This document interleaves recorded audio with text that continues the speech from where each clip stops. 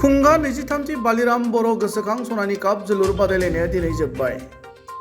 उदालगुरि जिल्ला सिंनि हरिसिंगा रबि कसारी गेलेग्रा फोथाराव खुंनाय मुंख्लं बालिराम बर' गोसोखां सना काप जोलुर बादायलायनाय दिनैनि जोबथा एबा फाइनेल गेलेनायाव उदालगुरि स्पर्टिं एफसि आरो सनापुर स्पर्ट्स एफसिनि गेजेराव जायो होनना मिथिहोदों।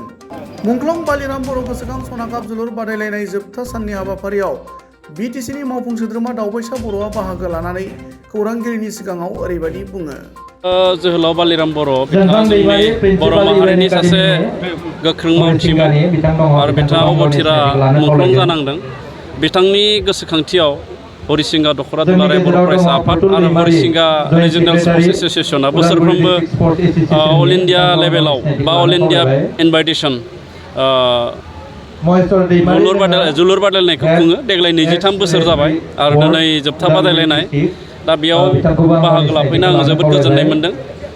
मुंख्लं नखरनि फोलेरनि सोद्रोमा बिथांमोनखौबो आङो लोगो मोन्दों। लोगोसे बे ओनसोलनि गोबां दैदेनगिरि मावथि बिथांमोनखौ जोङो लोगो मोन्दों। दुलाराय बर' फरायसा आफादनि खामानि मावनाया बाख्नायथावना। मानो होनना बुङोब्ला बिथांमोना जोंनि बिर जोहोलाव बिथां मुंख्लंफोरखौ गोसोखांनो थाखाय अरायसम सिबिनो थाखाय माखासे हाबाफारि लायो आरो बेनि गेजेराव स्पर्ट्सनि माखासे इभेन्टफोरखौ लानाया जोङो सरकारनिफ्राय स्पर्ट्स डिपार्टमेन्टनिफ्राय साबायखर जासिगोन। जोलुर बादायलायनायखौ जोंनि बड'लेण्ड ओनसोलाव बे मार्टियार्स ट्रफि एबा मुंख्लं ट्रफिफोरखौ खुंनायनि थाखायनो बांसिन मुंदांखा जादों आरो रायजो राजाफ्राबो मोनथिदों। आं बेनि थाखाय एबसुनि मावथि बिथांमोनखौ आं साबायखर जासिहरो। आरो जों नैबे समाव खोनादों सन्तोष ट्रफि जिहेतु बे बिटिसिआव खुंजानो थांगासिनो दं, बे बड'लेण्ड एफसिआ बाहागो लानो खाबु मोननाय। सन्तोष ट्रफिया थांनाय बारावबो ग्रुपनि मोनसे मेट्चआ जादोंमोन आरो देग्लायबो ग्रुप मोनसे मेट्च जागोन। बड'लेण्ड एफसि हिसाबै नङा, आसाम टिम हिसाबै सन्तोष ट्रफियाव बाहागो लानो मोनगोन आरो आं मिजिं दङ। जिहेथु जोङो सन्तोष ट्रफिनि थाखाय आसाम टिमखौ क'क्राझारावनो जोङो फाथिना दोनदों। केम्प सोलिगासिनो दङ, प्लेयार सेलेक्सन प्रेक्टिस। बे हिसाबै जोंनि बड'लेण्ड ओनसोलनि गोबां बर' सेंग्राफ्रा बे सन्तोष ट्रफिनि आसाम टिमाव बाहागो लानो बांसिनैनो मोनगोन होननानै आङो फोथायनाय दङ। उदालगुरियाव बे स्पर्ट्सनि थाखाय गोबां गथ'फोरनो आलायफुबाय दङ। दा बेखौ थाबैनो इनभल्भ खालामनांगौ सार, मा सिन्था खालामदों? जायफोरा गेलेबाय थादों बेखौ एस'सियेसनफ्रा दैदेनगासिनो दङ आरो माखासे जोङो स्कप आरो पटेन्सियेलि दङब्लाबो खाबु दङब्लाबो बिथांमोनखौ जोङो जोंनि आवथायाव जोङो लाबोजोबनो हायाखै। बिनि थाखायनो जोङो स्पर्ट्स डेभेलपमेन्ट बर्ड दानाय जाहैबाय बड'लेण्डनि स्पर्ट्स डिपार्टमेन्टनिफ्राय। आरो बे डिपार्टमेन्टआ दासिम माखासे पलिसि एडप्ट खालामनाय जादों आरो थाबैनो बे पलिसिखौ जोङो ग्रासरुट लेभेलसिम जोङो इमप्लिमेन्ट खालामनो थांगासिनो दङ। आरो बे इमप्लिमेन्ट जायोब्ला जोंनि जायफ्रा अलिम्पिक एस'सियेसनजों रेकगनाइज गेम, बे रेकगनाइज गेमफोर गेलेग्रा जोंनि गेलेगिरि बिथांमोनखौ जोङो खाबु होनो हागोन होननानै जाय बिथांमोना दिनै नेसनेल आरो इन्टारनेसनेल गेलेनायनि बेलायाव माबाफोर साननाय जादों नामा? बिटिआर हालामनिफ्राय दासिम जेसेबांखिनि नेसनेल आरो इन्टारनेसनेलाव गेलेबाय आरो गेलेनानै दङ, दा बेखौ आसाम लेभेलावनो जोङो थिसननाय हाबाफारिया सोलियो। दा बिटिआर हिसाबै जोङो बिथांमोननि रिजार्भेसननि जेबो पलिसि गैथ'वा, नाथाय आसामनि एमप्लयमेन्ट पलिसियाव बे हाबनानै दङ।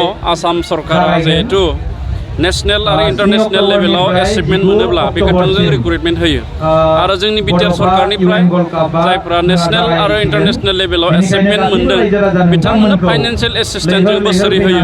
देग्लायबो जोङो सार्कुलेसन मोनसे होबाय। जायफ्रा नेसनेल आरो इन्टारनेसनेल लेभेलाव बान्था मोनदों बिथांमोना जोंनि DSOआव थांनानै बे फाइनान्सियेल एसिस्टेन्सनि थाखाय बिथांमोना एप्लाइ खालामनो हायो। बालिराम बर' गोसोखां सना काप जोलुर बादायलायनाय खुंफुं आफादनि बिबानगिरियाबो बे जोलुर बादायलायनायनि सोमोन्दै ओरैबायदि फोरमायो। जोबोद रोजा रोजा आङो साबायखर बावहरनाय थाग्रोदों। गिबियावनो रायजो राजाफ्रा जोंखौ जथेस्थ' हेफाजाब होदों।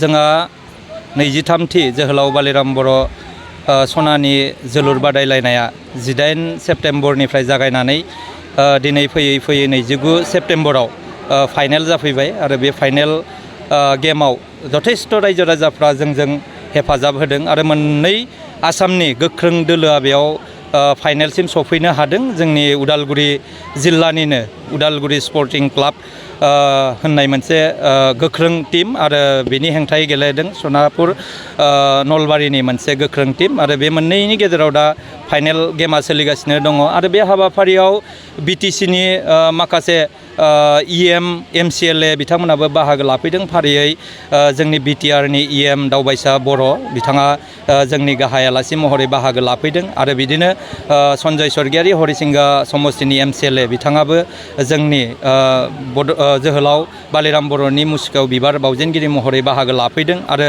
बे हाबाफारियावनो दिलीप बर' MCLA खालिंदुवार समष्टिनि बिथाङाबो गोजोननि थाखाय बेलुन बिरहोनाय हाबाफारियाव बाहागो लादों। बिनि अनगायैबो जोंनि बे हाबाफारियाव उदालगुरि जिल्ला दुलाराय बर' फरायसा आफादनिफ्राय आफादगिरि गाहाय नेहाथारिजों लोगोसे बिबानगिरिफ्रा बाहागो लाफैदों आरो मिरु दुलाराय बर' फरायसा आफादनिफ्रायबो जोंहा सासे सुबुं फोनांजाब नेहाथारि बेयाव जोंजों बाहागो लाफैदों।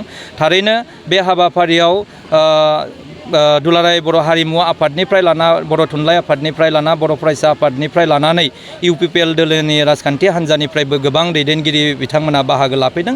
दा दिनै जोङो बेखौनो बुंनांगोन जे जोहोलाव बालिराम बर'आ सासे नेशनेल लिडारमोन बर'नि आरो बिथाङा बर' हारिखौ गेरेमसा माहारि दानो थाखाय जोंनि गेजेरनिफ्राय जानगारलांबाय एबा बिथाङा मुंख्लं जालांबाय जोंनि थाखायनो। दा बेनिखायनो बिथांनि मुंखौ जों अराय सम लाखिनो थाखाय बिथांनि मुंखौ जों गोजोर लाखिनो थाखायनो बे गेलेनाय हाबाफारिखौ जों होदों आरो ओनसोलनि जोंनि बर' लाइमोनफोरा जाहाथे मोजां रोखोमै गेलेनायाव जौगालांनो हायो बे माखासे थांखिखौ लानानैनो जोङो दिनै बे खेलाखौ होनाय जादों आरो दिनै फैयै फैयै मोजाङैनो फाइनेलसिम सफैनो हाबाय। आरो जों नैबे समाव खोनानो मोनदों जिहेतु नोंथांमोना फैगोन बोसोराव सिलभार जुबलि बा रुफाथि मेथाइ खुंनायनि मोनसे खौराङा बे समाव गोसारबाय थादों बे बिथिङाव मा बुंगोन?